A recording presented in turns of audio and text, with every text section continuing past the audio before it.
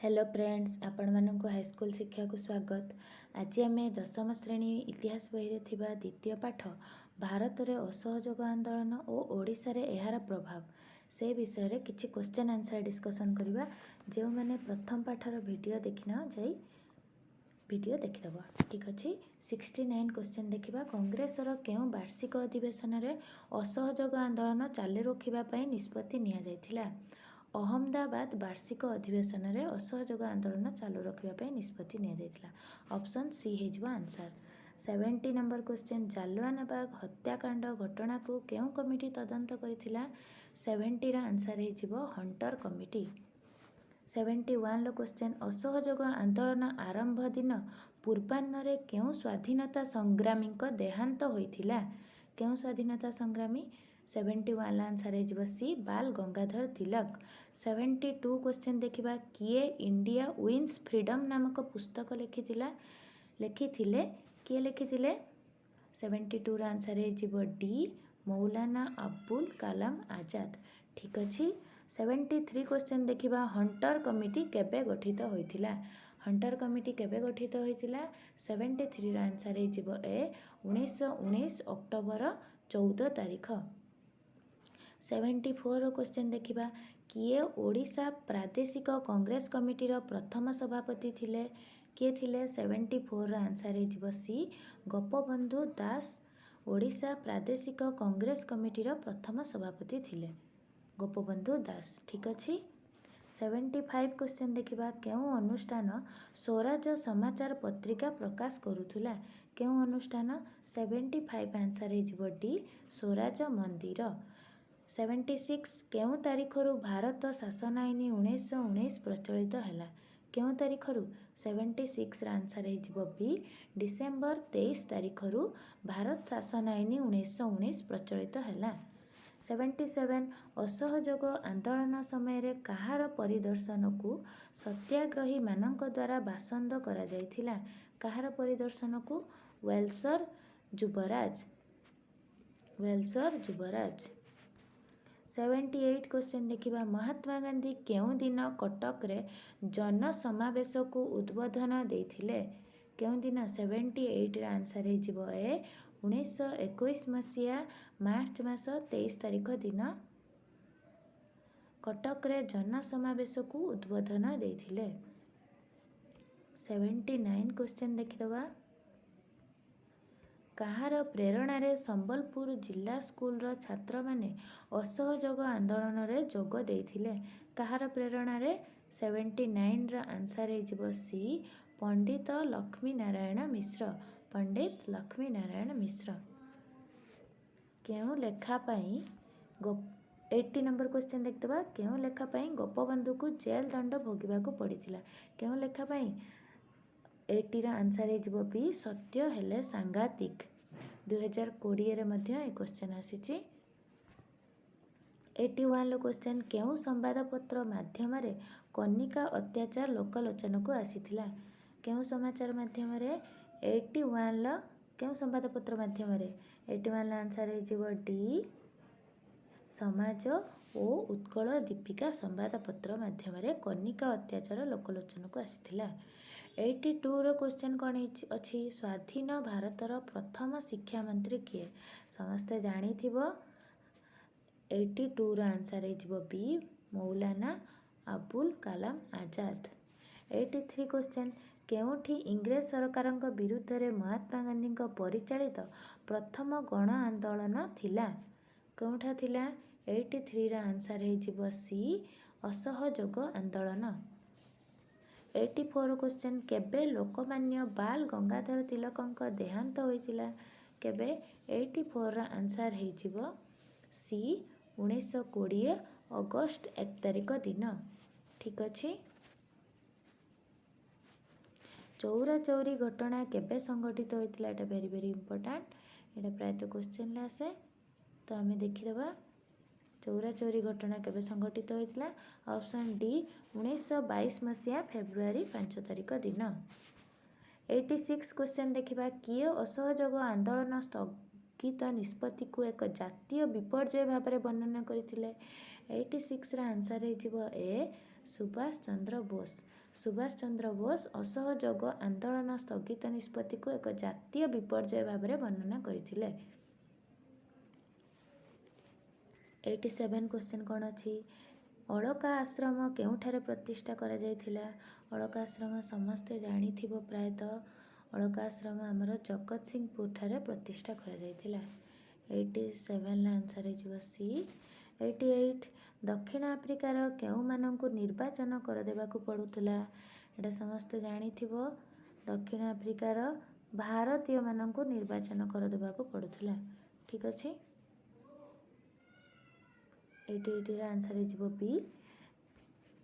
89 1919 April 10 ତାରିଖରେ କାହାଙ୍କ ଗିରଫ ପରେ ଅମୃତସରଠାରେ ଜନ ଆନ୍ଦୋଳନ ଆରମ୍ଭ ହୋଇଥିଲା?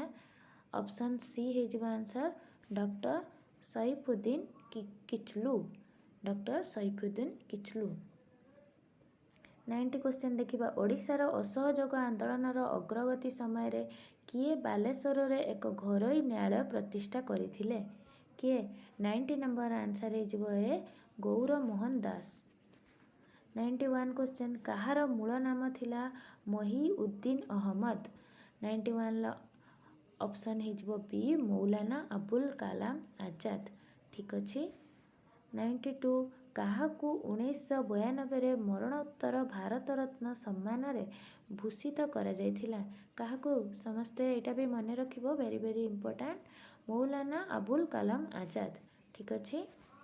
93 କ୍ୱେଶ୍ଚନ୍ ଖିଲାଫତ କମିଟି ଆନୁକୂଲ୍ୟରେ 1920 ଜୁନ୍ 9 ତାରିଖରେ କେଉଁଠାରେ ଏକ ସର୍ବଦଳୀୟ ବୈଠକର ଆୟୋଜନ କରାଯାଇଥିଲା?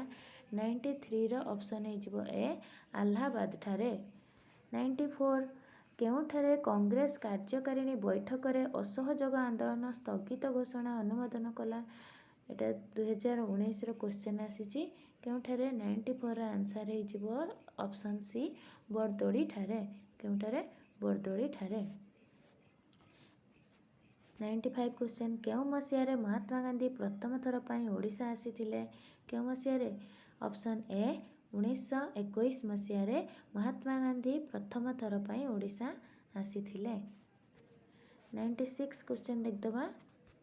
ଓଡ଼ିଶାରେ ଅସହଯୋଗ ଆନ୍ଦୋଳନ ସମୟରେ କେଉଁଠାରେ ବିଦେଶୀ ବସ୍ତ୍ରଗୁଡ଼ିକରେ ଅଗ୍ନି ସଂଯୋଗ କରାଯାଇଥିଲା?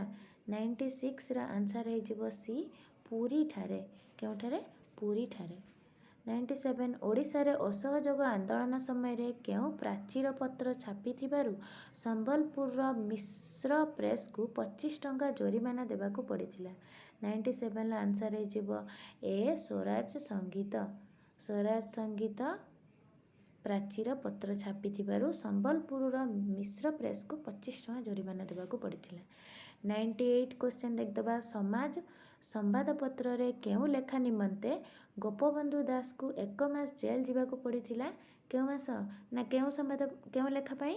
ସତ୍ୟ ହେଲେ ସାଂଘାତିକ। ଆମେ ଦେଖିକି ଆଇଲେ ଗୋଟେ କ୍ୱେଶ୍ଚନ୍ର କି 1 ମାସ ଜେଲ୍ ଦଣ୍ଡ ଭୋଗିଥିଲେ କିଏ? ଗୋପବନ୍ଧୁ ଦାସ ସତ୍ୟ ହେଲେ ସାଂଘାତିକ ପୁସ୍ତକ ଲେଖି। ଠିକ୍ ଅଛି। 99 କ୍ୱେଶ୍ଚନ୍ ଦେଖିଦେବା।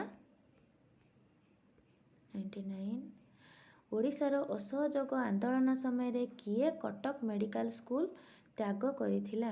99ର ଆନ୍ସର୍ ହେଇଯିବ ଏ ରାଜକୃଷ୍ଣ ବୋଷ। ରାଜକୃଷ୍ଣ ବୋଷ। ଠିକ୍ ଅଛି। 100 ଗୋପବନ୍ଧୁ ଦାସ କେବେ କଟକରେ ଛାତ୍ରମାନଙ୍କୁ ଅସହଯୋଗ ଆନ୍ଦୋଳନରେ ସାମିଲ ହେବାକୁ ଉଦ୍ବୋଧନ ଦେଇଥିଲେ? 100ର ଆନ୍ସର୍ ହେଇଯିବ ସି ଅପସନ୍ ସି 1921 ଜାନୁଆରୀ 24 ତାରିଖ ଦିନ। 101 ଅସହଯୋଗ ଆନ୍ଦୋଳନ ସମୟରେ କେଉଁଠାରେ ଘରୋଇ ନ୍ୟାୟାଳୟ ପ୍ରତିଷ୍ଠା ହୋଇଥିଲା? କେଉଁଠାରେ? 101ର ଆନ୍ସର୍ ହେଇଯିବ ଡି ଭଦ୍ରକଠାରେ। 102 ଅସହଯୋଗ ଆନ୍ଦୋଳନରେ ଗାନ୍ଧିଜୀ କେବେ ଗିରଫ ହୋଇ 6 ବର୍ଷ ଜେଲ୍ ଦଣ୍ଡ ପାଇଥିଲେ? 102ର ଆନ୍ସର୍ ହେଇଯିବ ଏ 1922 ମସିହାରେ ଗିରଫ ହୋଇ 6 ବର୍ଷ ଜେଲ୍ ଦଣ୍ଡ ପାଇଥିଲେ। 103 କିଏ ପ୍ରଥମ ଓଡ଼ିଆ ନାରୀ ଯେ କି ତିଲକ ସ୍ୱରାଜ ପାଣ୍ଠିକୁ ନିଜର ସମସ୍ତ ଅଳଙ୍କାର ଦାନ ଦେଇଥିଲେ? କିଏ? Option C Rama Devi. ଠିକ୍ ଅଛି। 104 ମୌଲାନା ଆବୁଲ କାଲାମ ଆଜାଦଙ୍କ ମୂଳ ନାମ କ'ଣ ଥିଲା? ଏଟା ରିପିଟ୍ ହେଇଯାଇଛି ମହିଉଦ୍ଦିନ ଅହମଦ। Option D Mohiuddin Ahmad. ଠିକ୍ ଅଛି। 105 ପ୍ରଥମ ବିଶ୍ୱଯୁଦ୍ଧ ପରେ ତୁର୍କୀ ସହିତ କେଉଁ ଚୁକ୍ତି ସ୍ୱାକ୍ଷରିତ ହୋଇଥିଲା? କେଉଁ ଚୁକ୍ତି ସ୍ୱାକ୍ଷରିତ ହୋଇଥିଲା? 105ର ଅପସନ୍ ହେଇଯିବ ସି, ସେଭର୍ସ ଚୁକ୍ତି ସ୍ୱାକ୍ଷରିତ ହୋଇଥିଲା। 106 କେଉଁ ଅଧିବେଶନରେ ଗାନ୍ଧିଜୀଙ୍କ ଅସହଯୋଗ ପ୍ରସ୍ତାବ କଂଗ୍ରେସ ଦ୍ୱାରା ନିଷ୍ପତ୍ତି ଭାବେ ଗୃହୀତ ହୋଇଥିଲା? 106ର ଆନ୍ସର ହେଇଯିବ ଡି, କଲିକତା ଅଧିବେଶନରେ ଗାନ୍ଧିଜୀଙ୍କ ଅସହଯୋଗ ପ୍ରସ୍ତାବ କଂଗ୍ରେସ ଦ୍ୱାରା ନିଷ୍ପତ୍ତି ଭାବେ ଗୃହୀତ ହୋଇଥିଲା।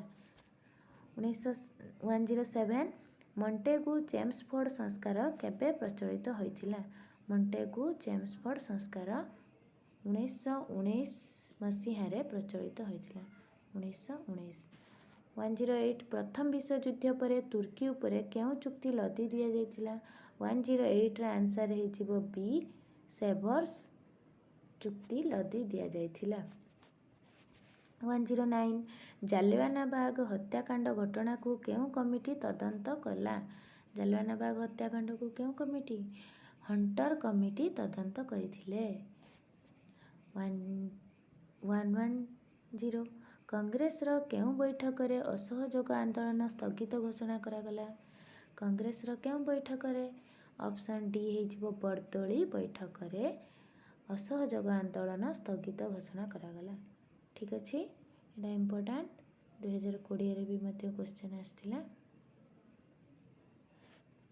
111 1920 ଡିସେମ୍ବରରେ ଅନୁଷ୍ଠିତ ହୋଇଥିବା କଂଗ୍ରେସର ନାଗପୁର ଅଧିବେଶନକୁ ଓଡ଼ିଶାରୁ କେତେ ଜଣ ପ୍ରତିନିଧି ଯୋଗ ଦେଇଥିଲେ? କେତେ ଜଣ? ଅପସନ୍ ସି 35 ଜଣ। ଯଦି ଆପଣମାନଙ୍କୁ ଭିଡ଼ିଓ ଭଲ ଲାଗୁଥିବ ତାହେଲେ ଗୋଟେ ଲାଇକ୍ କରିବେ, ଗୋଟେ ସେୟାର କରିଦେବେ ସାଙ୍ଗମାନଙ୍କ ସହିତ, ଆଉ ସବସ୍କ୍ରାଇବ୍ କରିବେ। ଆଉ କିଛି ଯଦି ଭିଡ଼ିଓ ଦରକାର ଥିବ ତାହେଲେ ଆପଣ କମେଣ୍ଟରେ କହିପାରିବେ। Thank you.